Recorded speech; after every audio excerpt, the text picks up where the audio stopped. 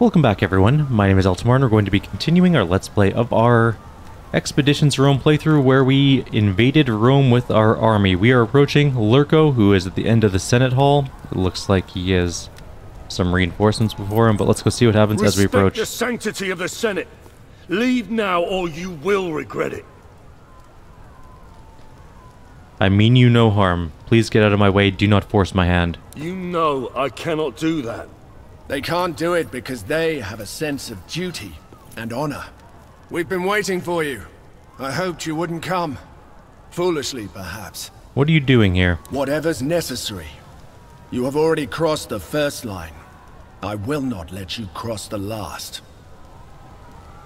Asking you to be a part of this would be unfair. You should go, my friend. I don't want to kill you, but you're in my way. 10 years isn't long for a friendship in the grand scheme of things. But we've been through a lot together. This is just a step too far. Sometimes you have to do the wrong thing to achieve the right thing. Perhaps you're right.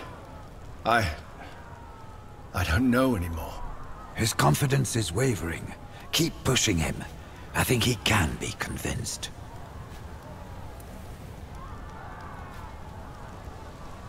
Cineros' counsel has brought me here, and he still stands beside me. You know he would never lead me astray. Cineros is a Servus. He will go where you tell him to go. Nothing has ever prevented me from leaving, Kyrieru.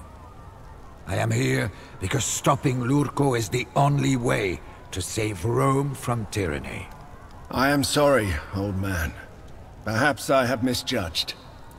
I just don't understand how you can willingly take part in this mayhem. Don't let his silver tongue talk you into abandoning your principles, Kyrieru. Remember who you are, what you stand for. We will defend the Republic together. The Republic? You killed some great men to get control of this city. Cato, Kyrieru, yet you left Pompeius alive. No politicians and lawyers to get in your way, only generals, military allies. Is that right? I tried to make Cato and Cicero see reason, but they could not be convinced. You offered them an olive branch, and they refused. Admirable. Yet, in the grand scheme of things, their deaths didn't even slow you down, did they? What will it be, Queso? Will you fight beside me one last time? Very well. I shall fight with you. But know this. Huh. The moment you turn into a tyrant, I will be the first to stop you. Never trust a traitor, my father used to say. This will not change anything, you know. Just give up. I will let your friends go, and grant you a merciful death. Romans, do not listen to this man. He is a traitor against our republic. He caused the deaths of countless Romans.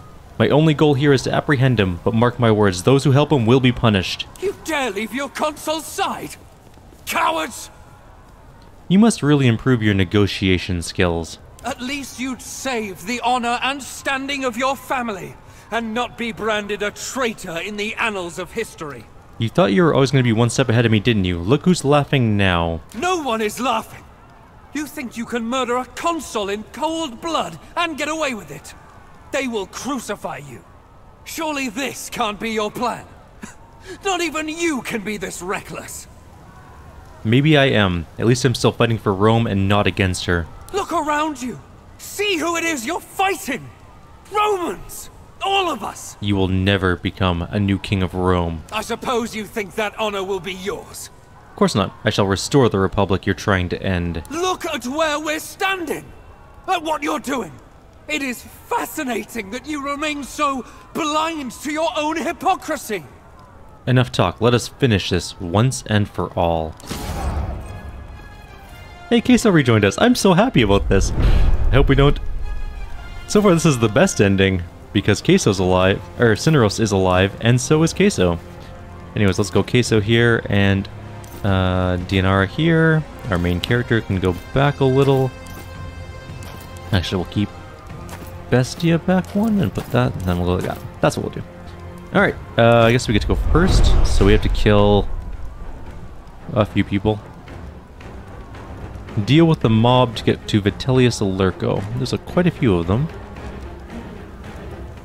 How do we want to handle this? Our main character can probably kill several of them on his own. And if he can get... no, if he could get there, he could step... Okay, so we're going to go like this. We're going to go Reckless. Extend. Save, just in case this fudges up somehow. Kill this guy. Move up to here. We're going to... That's an action point, right? Yep. So we're going to move you up to here. Logistics. I need one more footstep. There we go. Penetrating thrust. Kill those two. Move up.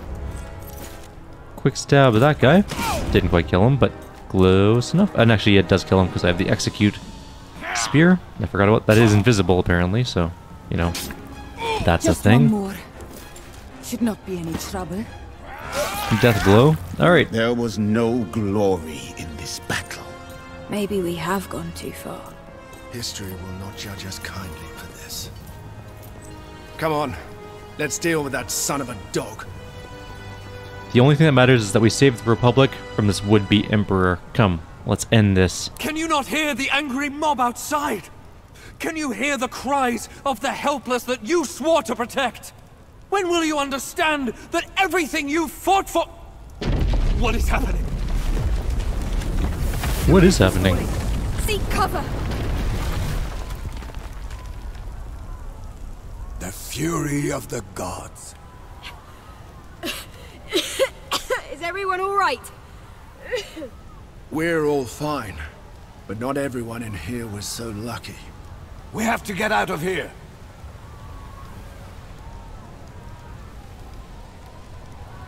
If we flee now, it will all have been for nothing. Rally around me. We have to reach Lurko. Good. One final push. You madman! Will nothing make you see reason? Come then. Claim your vengeance. I will. Alright, let's try and get to Lurko. Lurko is actually pretty tough. He has 60 hit points and a ton of armor. He's also got 1 Triarius, 2 Triarii for support. But that's it. That's all there is. Okay. Let's move tanks to the front. Bestia, characters like this, go there, and that's here, and that's fine, and okay. First of all, logistics. Let's get moving. We have 8 movements. We can get up pretty far. Let's see how far we can get. Tank 1 goes there. Tank 2 goes there. Bestia can get all the way up to here. Kalida can actually just cross the entire map if she wants to, but is going to come up to here as well. Cineros only has a little bit of movement. He can go up to there. And our main character can come up to where? Kind of want to give someone else another action point. I wonder if I'm in range of anyone. Maybe I can give Kalida an extra one. I might be able to. Inspire. Kalida.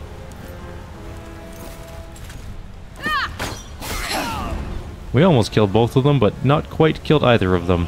Kind of sad, but whatever. Let's, yeah. Stay there, I guess. Can you do anything? Not really. Okay. Bestia has an action. He can move up. Can you move 1? 2, that's 3 away. He might be able to... Actually, he could kill this one. Okay, let's move here. Put Reaper on. Stab that man. Then come over to here. Stab that man. Why are we taking an AOO by walking into range of him? Fine, I have tactical advance. I don't need to take an AOO. Oh, we still take an AOO. Why? Holy shit, he hits hard. Bestia might go down. That was way more damage than I assumed it was going to be. 24 damage in one hit is a lot. The future of the world is at stake. Rome is a beacon of light in a vast dark sea of barbarism. Your arrogance is boundless. You have visited the land. How many attacks does this guy get? I've never truly experienced them. Bestia's down. Beast is down, but not dead. More enemies are coming in. We need to kill Lurko, I guess, as fast as we can. This is worse than the time with the leopard. He's in an area where we can't easily attack him, which is kind of bad. Alright, we reckless up. Take a step back, stab him in the face. You're really not messing around, huh? Quick lunge in.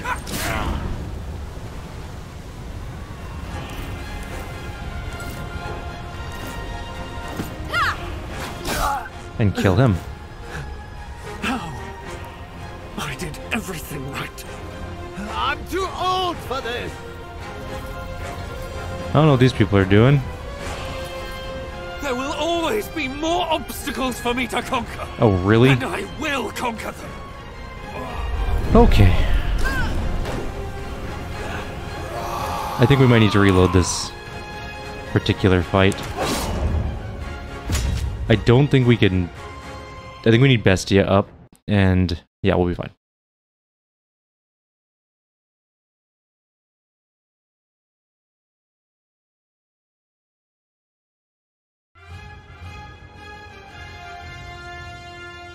Now, is this going to load at the beginning of the fight, or the beginning of the next stage of the fight? The beginning of the fight. Okay, good. So, we won't go up as fast, I don't think. We'll, take it slower. There's no rush.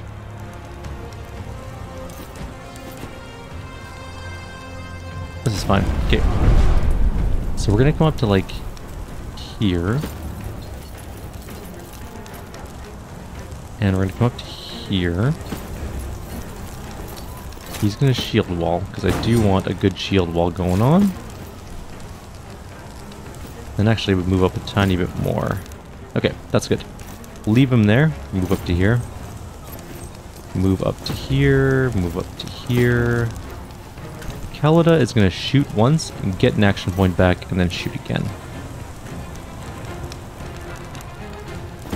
Lurko is tougher than I thought he was going to be, so we should do this a little bit safer than before. So we shoot once. Not going to do much damage, arguably. Some damage. He is bleeding, which I guess works out okay. We will then inspire Kalida to do some more murdering. We need to block this path, though. So that should be okay. I think. Hopefully. Interrupt straight ahead. Area. And... yeah, I think that should be okay for now. If you defeat me today, you will only have to take my place. Without true leadership, the Republic will be destroyed. Dude can walk And so what? so He far. was a far better ruler than you. Long live the Emperor of Rome! Was that as painful as it looked? That guy hits pretty hard. How are you still attacking? Another new guy. Archer. No big deal.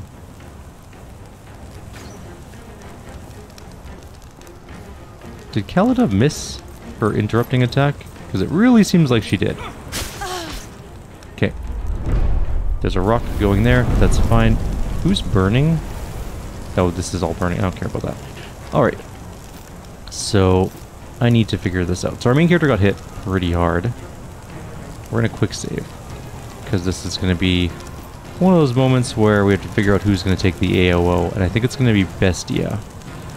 But we do have a good backstab capability here, so we're going to... we already saved. 26 damage to the back. Hit him again. And then we dodge.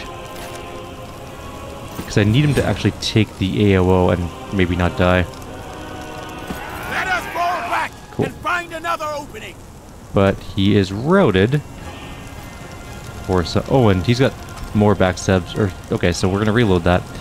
There's no point in having him run back if he's just gonna get routed, and then also we're gonna take the AOO anyways.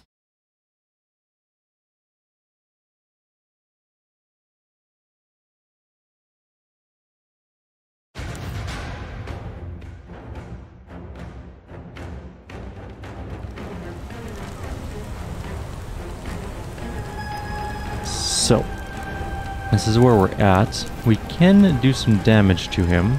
We have Reckless with both of our characters and Quick Strikes. We could bring him down. He is at 21.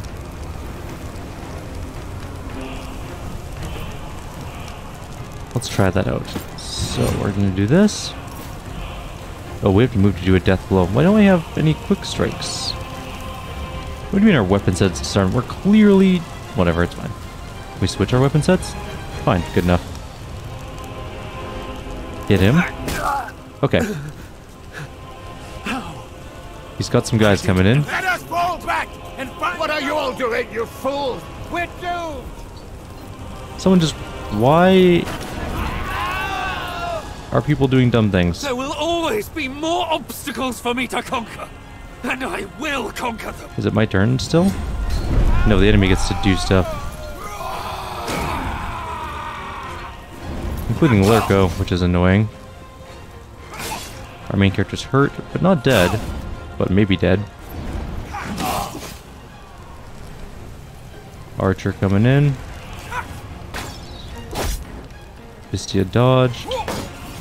Queso tanked that hit. Queso got hit a little. Or Dianara. One of the two. It's Dianara. Okay, it's my turn again, right? Not quite. Oh, that hurts. Okay, we're okay.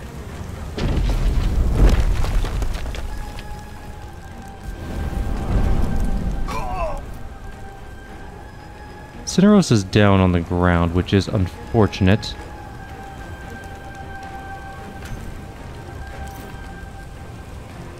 We can death blow him for sure. Or we can't. Did we lose our weapon again? We did. Okay, now we can death blow him from where we're standing. We can Reckless. Does Bestia count as having flank if we move him over there, though? Because Cineros is there, but he's down on the ground. I don't know if that counts. And annoyingly, I don't think Tactical Advance helps with this situation, getting into this melee range here. We could move him in there, take the... and then attack.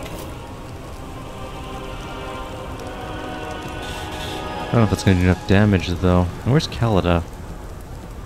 Where did Kalida go? Why? Why is she there? Why would she have moved? This is the stupidest place she could possibly have went. You've got to be kidding me.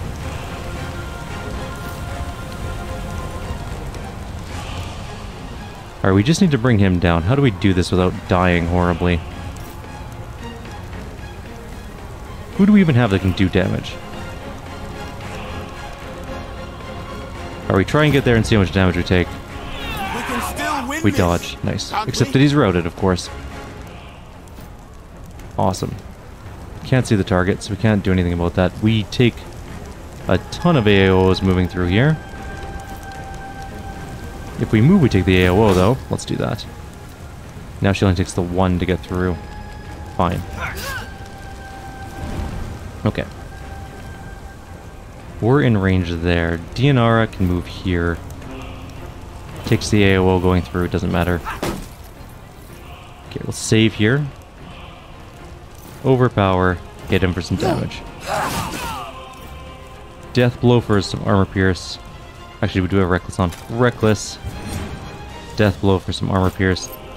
Well done. You went right past this guy. Quick lunge for something. Can we quick blow? Yes. There we go. Sweet, that worked out. Alright, we're good. No one was injured? Kinda. The die is cast. Finish it. We can save here and do all of the options that are available to us, so we'll do that. You've been dreaming of this since the day your father died. Why'd you kill my father? What did you have against my family? By Jupiter's beard. When will you finally understand it never was about you or your sad excuse for a family? I had plans. Great plans for Rome. The Republic is crumbling, but the establishment always hates the revolutionary. Your father was a spy, a tool of the state. He fought for the status quo. I was forced to eliminate him to save Rome. You really thought Rome would make you dictator for life? Your hubris truly knows no bounds. Maybe. What's clear is that somebody must take charge. The point was never becoming the king. It was that Rome needed a king in the first place. Someone who could cut through the endless dogshit coming out of the Senate. The blatant tribalism, the spiteful self-sabotage, the bribery and greed. We need someone who is willing and able to make difficult and unpopular decisions. And if those decisions are wrong? If a decision is made for the right reasons, it can never be wrong. Any final words? It doesn't matter if you kill me. In fact, I'm content. You are clearly a better choice to lead Rome. It seems the part I intended my role to be in molding the first emperor of Rome. When I am dead, your reign will begin. That is up for me to decide. Your only role now is to die.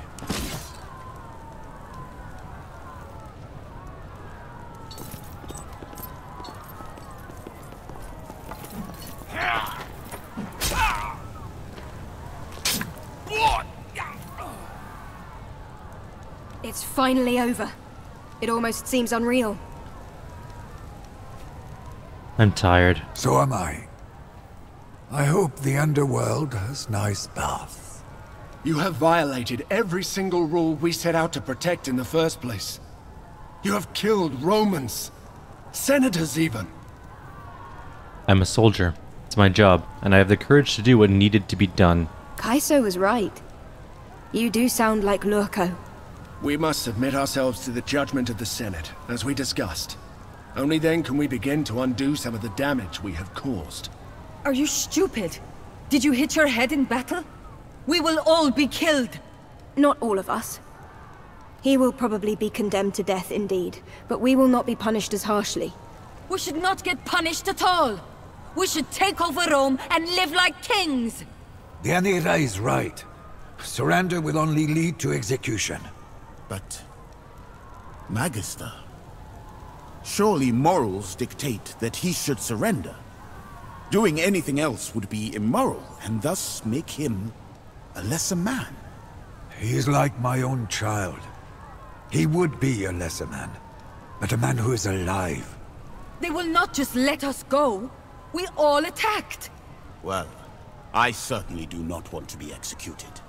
May I remind you what you have just said about the expected behavior of a moral individual? I don't consider myself a particularly moral man yet. I don't care about the philosophy of it. If you stay here, more people will die and the chaos will never end. We don't have to turn ourselves in if you're afraid of the consequences. We can simply leave.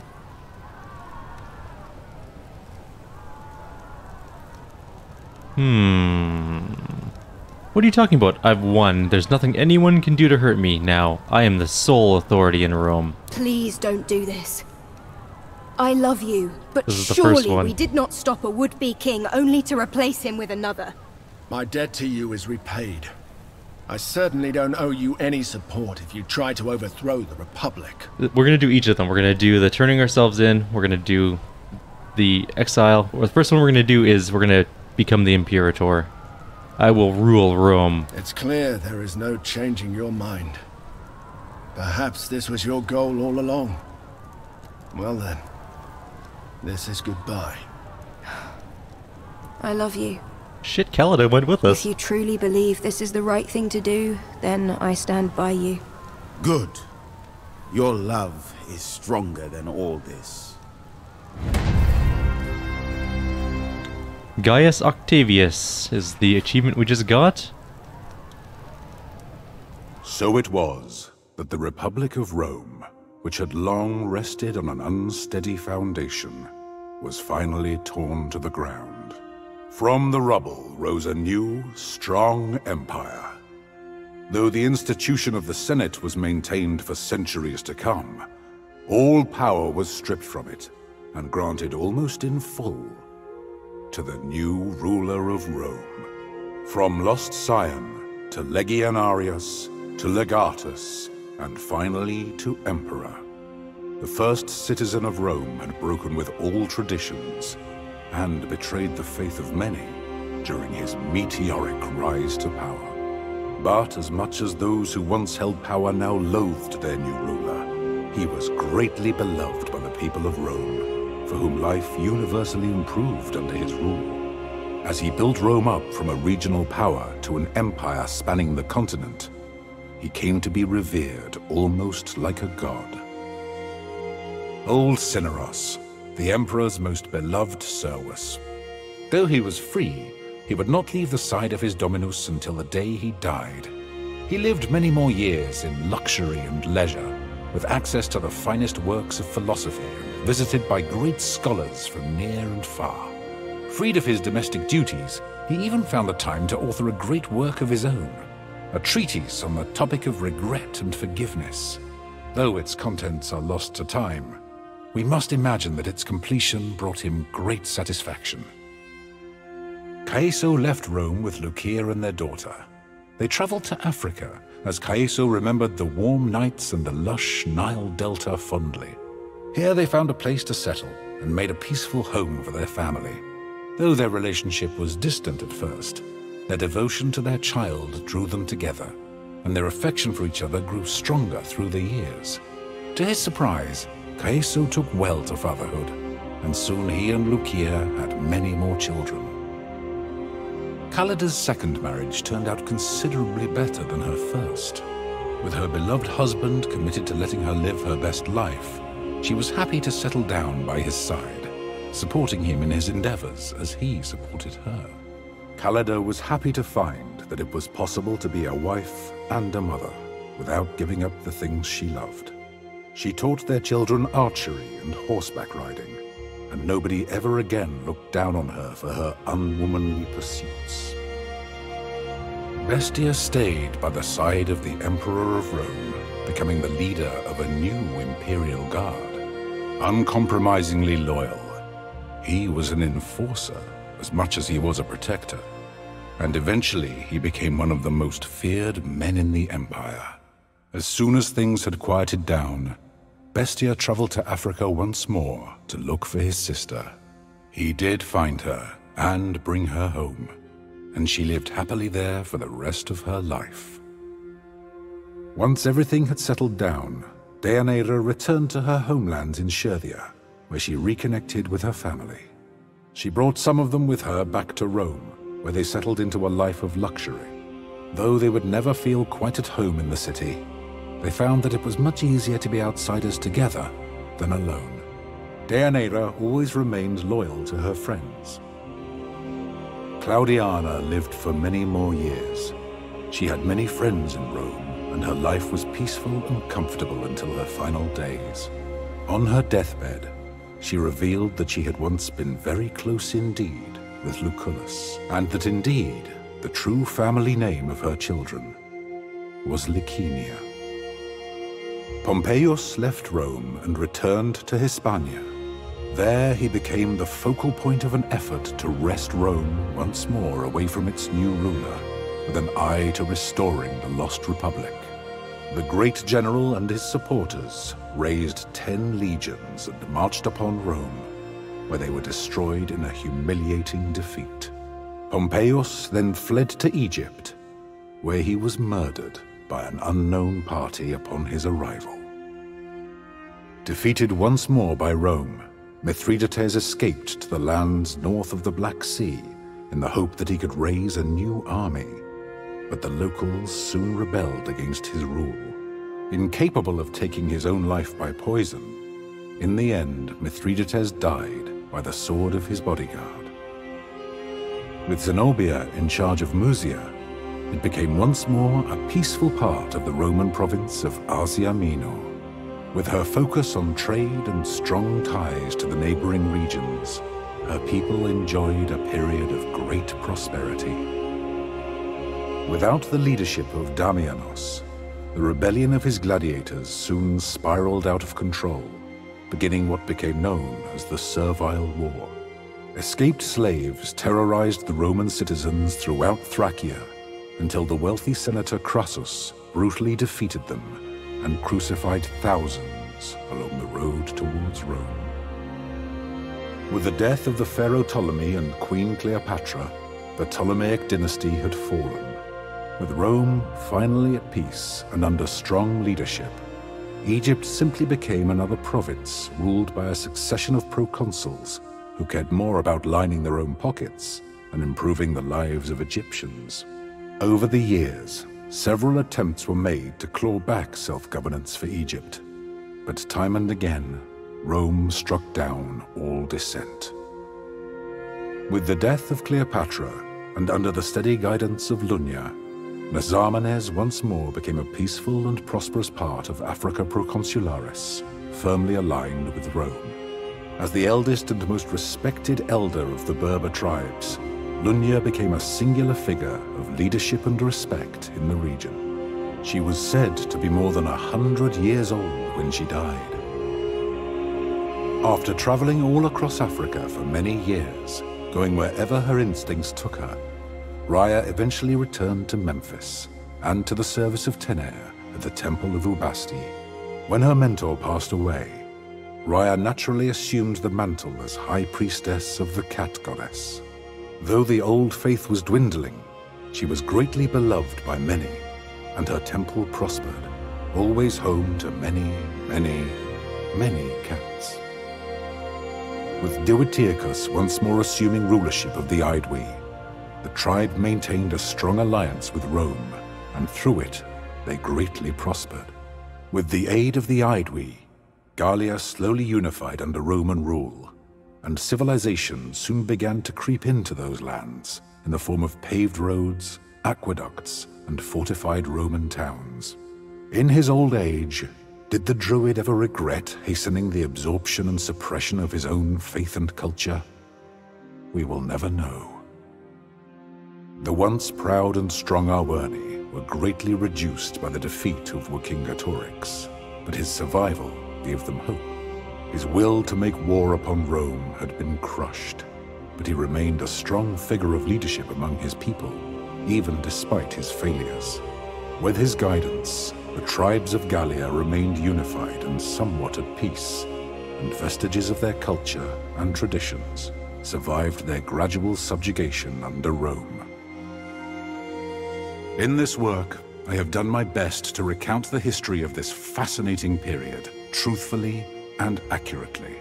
As I have scoured the sources and spoken to many who claimed to have heard the story from someone who was there at the time, one thing that has stood out to me is the pivotal moments along the way where our story could have turned out very differently. Could the Republic have continued without an emperor? I believe so, if the legatus had been willing to make the necessary sacrifices. But it is clear that the personal cost would have been great, as would the risk to the highly troubled Republic in the absence of leadership. In many ways, Rome was already an empire in want of an emperor. One should always take care when second-guessing historical figures with the benefit of hindsight. Here in the present, there will never truly be a way for you to know how you might have acted if you had lived in the past. Nor can you ever be certain how history will remember you.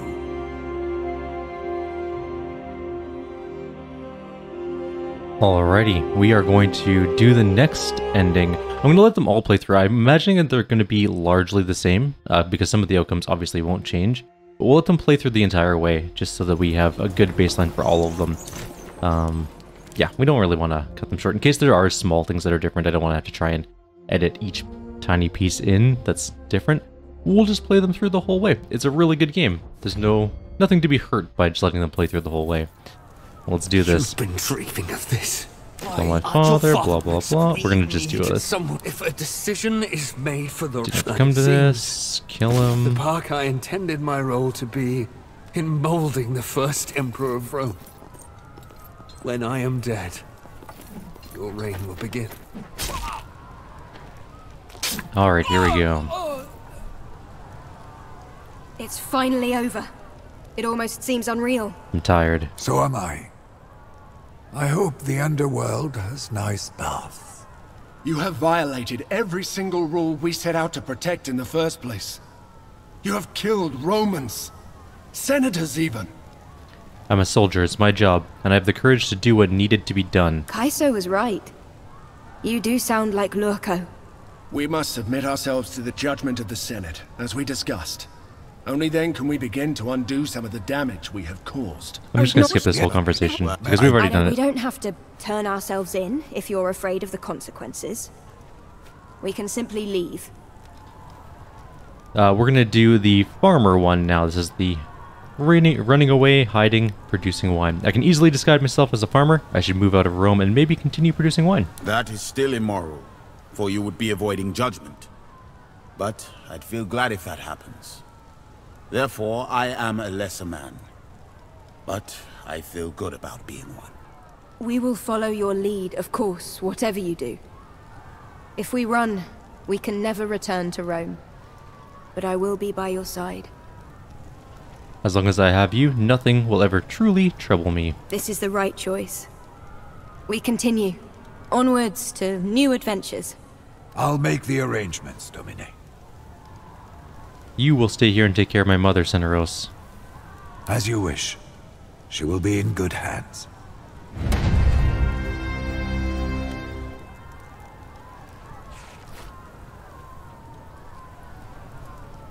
There are some who say it was a sudden change of heart that turned a would-be tyrant from his throne. Most accept the common story. A man pushed to his very limit by the machinations of a corrupt consul. A republic on the brink of becoming an empire, vulnerable to the ambitions of unscrupulous men. A desperate, unlawful action that saved the republic at the cost of one man's career and reputation. Although in one sense the legatus never returned to Rome, in another, greater sense, he never left. With his earth-shaking actions, he had set Rome upon a course that would guide it through history for centuries to come. It is said that he retired to a villa in Cisalpine Gallia.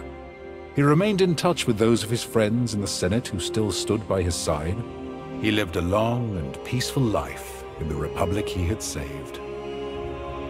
Instead of joining his friends in exile, Cineros stayed behind with Claudiana as commanded.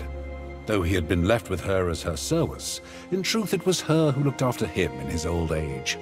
They lived together as old friends, helping each other manage the household and keeping each other up with old stories and philosophical debates until long into the night. Though he never officially gained his freedom, Cineros lived every bit the life of a free man. Ultimately, what gave Cineros peace was the knowledge that he had long since unburdened himself with the guilt of the mistakes of his youth. In his final days, he was able to return to Greece at last, and died there, satisfied. When his friends left Rome, Kaiso stayed behind in the city to settle down with Lucia and their daughter. Though their relationship was distant at first, the shared love they felt for their daughter soon brought them close, and eventually they had more children together. To his surprise, Kaiso took well to the quiet life, and to fatherhood. And on the few occasions when he did feel that old lust for adventure bubble back to the surface, he would leave Rome for a time and visit his friends in exile, who were always glad to see him. Even though it began in exile, Kallida's second marriage turned out considerably better than her first. Away from the rigid society of Rome, she flourished with her new husband.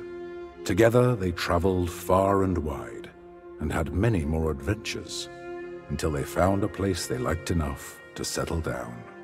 Kallida was happy to find that it was possible to be a wife and a mother without giving up the things she loved. She taught their children archery and horseback riding, and nobody ever again looked down on her for her unwomanly pursuits. Bestia returned to Africa to look for his sister again.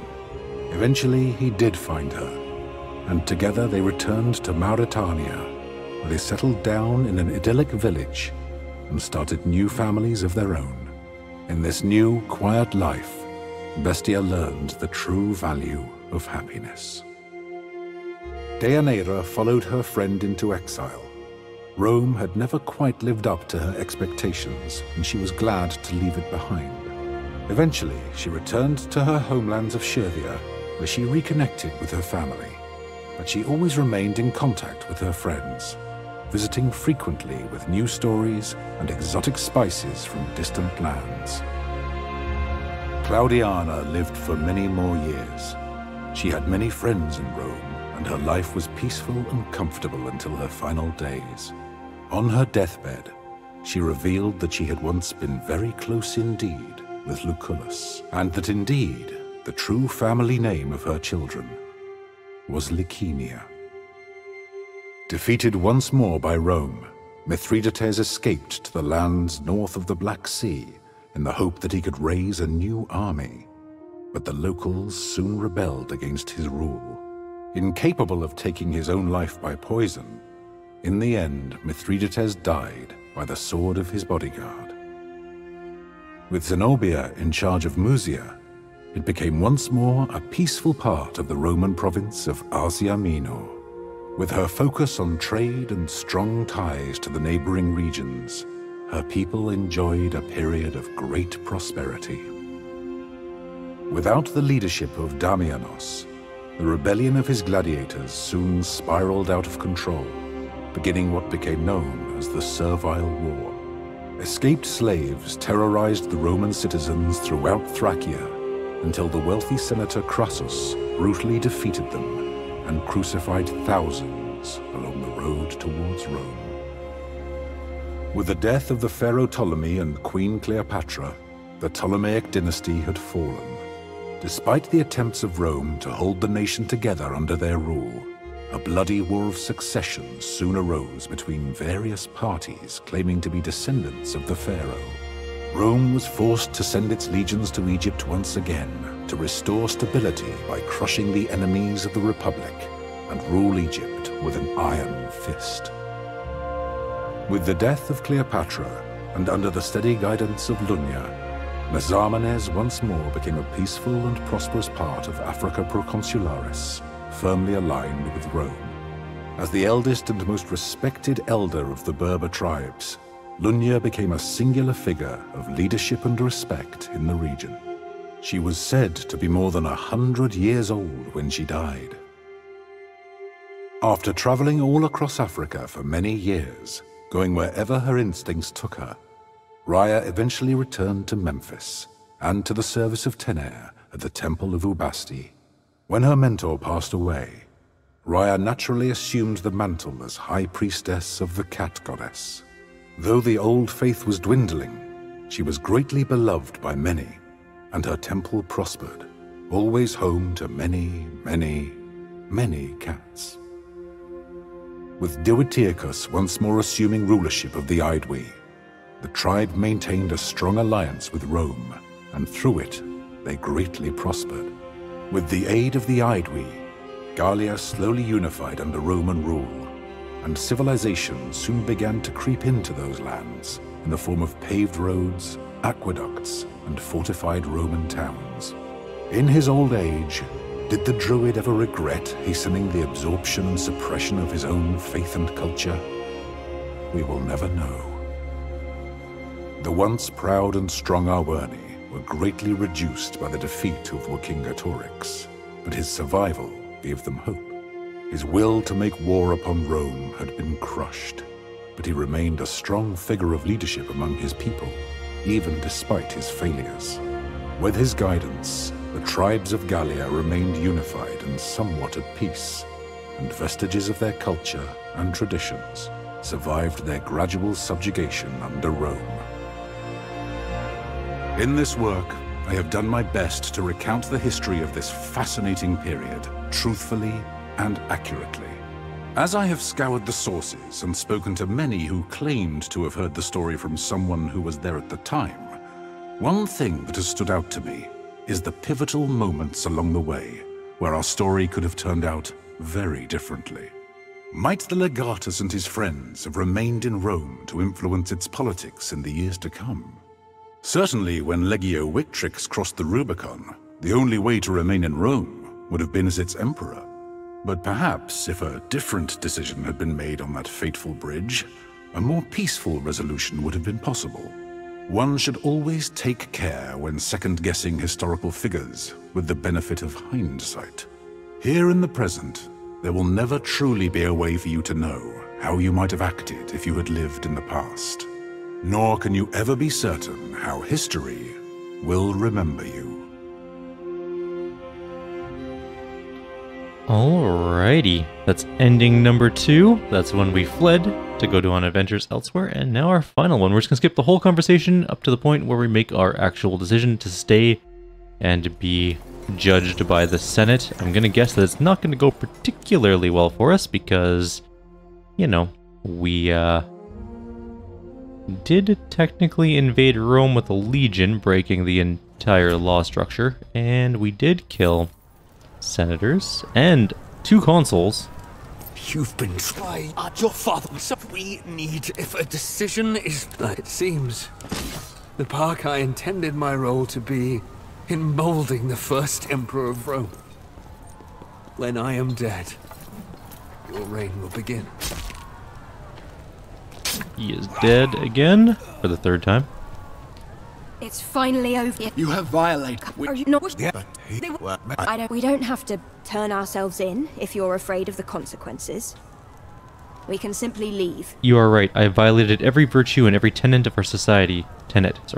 This was all about making sure Lurko faced justice. He has. Disband the Legion, I will submit myself to the Senate. I admire your principled stance, Domine. But do you understand the consequences? They are likely to execute you. Are you sure you want to do this? Don't do this, please. I feel like I just found you. We can just leave. Together. It's the only right thing to do. I understand. I don't understand, and I never will. But this is your choice.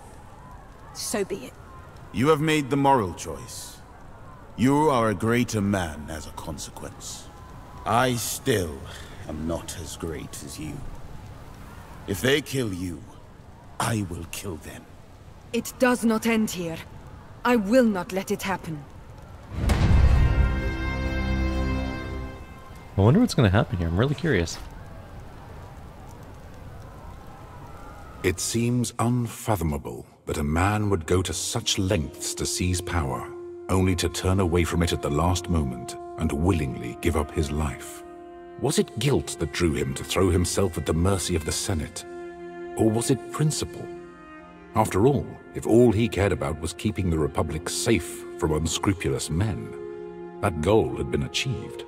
Whatever his reasoning, after his surrender, all blame for the invasion of Rome was placed squarely at his feet. His companions and allies, and the soldiers of his legion, thus escaped condemnation and punishment. Following his execution, a time of great turmoil swept across Rome. The short but bloody civil war had exposed the fragility and the injustice of the Republic, and discontented mobs seized this opportunity to rise up and demand change. As the power of the Senate crumbled, so did the Republic. Rome fell, never again to rise as the global power that it had seemed destined to become. Shortly after his beloved Dominus was executed, Cineros drank hemlock and took his own life. In his heart, he knew he had failed to guide his ward down the right path, and the despair weighed heavily upon him. Moreover, he had failed in his solemn oath to his old Dominus, whose death had kicked off this story. Though he never got to see his homeland again, he knew at least that he had redeemed himself in the eyes of the gods, and he was able to meet his end with his head held high, unburdened by the mistakes of his youth. Caeso left Rome with Lucia and their daughter. They traveled to Africa, as Caeso remembered the warm nights and the lush Nile Delta fondly. Here they found a place to settle and made a peaceful home for their family. Though their relationship was distant at first, their devotion to their child drew them together, and their affection for each other grew stronger through the years. To his surprise, Caeso took well to fatherhood, and soon he and Lucia had many more children. Devastated by the loss of her beloved, Callida left Rome in grief. She felt haunted by her past misdeeds, cursed to never find love and happiness again. She traveled north into Gallia, where she settled into a new life of hunting and forestry. In time, she did become happy there. She even found a new man to love, one who treated her well, who loved her for who she was, and who would never sacrifice what they had together for politics or ideals. After the death of his friend, Bestia returned to the arena once more. But he was no longer a gladiator. His new vocation was to teach Pancration, inspired by the example of his Magister Cineros. He applied himself to this new calling with every bit of the vigor and determination that had made him a champion before. As soon as things had quieted down, Bestia traveled to Africa once more to look for his sister. He did find her and bring her home, and she lived happily there for the rest of her life. With nothing left to keep her in Rome, Deianira returned to her homelands in Scythia, where she reconnected with her family. Far from condemning her for her sister's death as she had feared, they were all overjoyed to have at least one of their daughters back. In time, Deianira built a new family in Scythia and became a revered matriarch of her tribe. She never left them again. Claudiana lived for many more years. She had many friends in Rome, and her life was peaceful and comfortable until her final days. On her deathbed, she revealed that she had once been very close indeed with Lucullus, and that indeed the true family name of her children was Licenia. Defeated once more by Rome, Mithridates escaped to the lands north of the Black Sea in the hope that he could raise a new army. But the locals soon rebelled against his rule. Incapable of taking his own life by poison, in the end, Mithridates died by the sword of his bodyguard. With Zenobia in charge of Musia, it became once more a peaceful part of the Roman province of Asia Minor. With her focus on trade and strong ties to the neighboring regions, her people enjoyed a period of great prosperity. Without the leadership of Damianos, the rebellion of his gladiators soon spiraled out of control, beginning what became known as the Servile War. Escaped slaves terrorized the Roman citizens throughout Thracia until the wealthy senator Crassus brutally defeated them and crucified thousands along the road towards Rome. With the death of the pharaoh Ptolemy and Queen Cleopatra, the Ptolemaic dynasty had fallen. With Rome in the throes of revolution and collapse, a bloody war of succession immediately broke out in Egypt, with various parties claiming to be descendants of the pharaoh. Soon, as so often happens, the most brutal warlord stood as the victor on the corpse-strewn banks of the Nile. Rome was no longer in any position to resist such a man, and Egypt became a sovereign and tyrannical nation once more. With the death of Cleopatra, and under the steady guidance of Lunya, Nezarmenes once more became a peaceful and prosperous part of Africa Proconsularis, firmly aligned with Rome.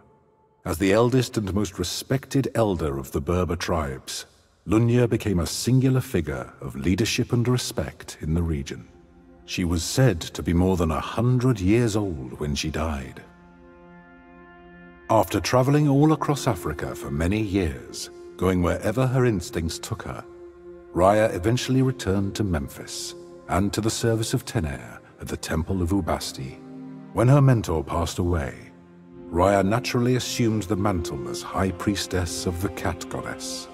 Though the old faith was dwindling, she was greatly beloved by many, and her temple prospered, always home to many, many, many cats. With Diwydiacus once more assuming rulership of the Aedui, the tribe maintained a strong alliance with Rome, and through it, they greatly prospered.